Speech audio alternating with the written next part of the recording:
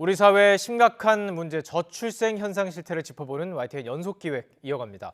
저출생의 속도는 해가 갈수록 빨라지고 있죠. 최대 피해자는 이제 막 경제활동을 시작하는 20대와 30대입니다.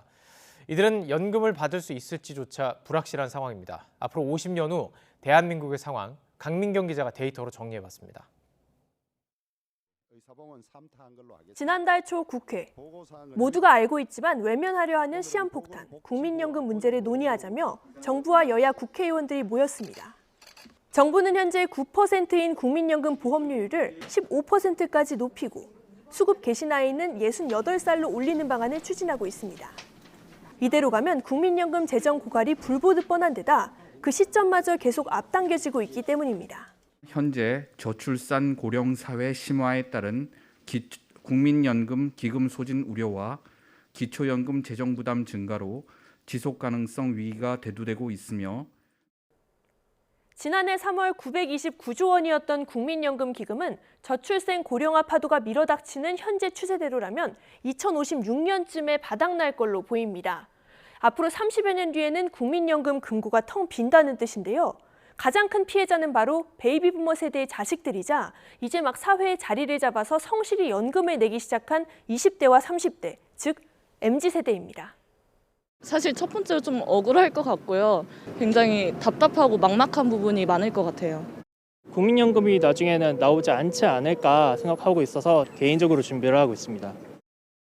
MZ세대의 고통은 여기서 끝이 아닙니다.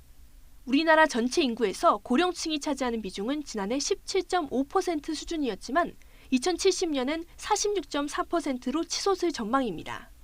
50년 뒤엔 2명 중 1명이 65살 이상이 되는 셈입니다. 이러면 영유아기와 청소년 세대를 뺀 청장년 1명이 노인 2명까지 책임져야 하는데 이런 기형적인 사회 구조에서 복지 시스템이 제대로 돌아갈 가능성은 무척 낮습니다. 더 무서운 점은 한국 사회의 늙어가는 속도가 유독 빠르다는 겁니다.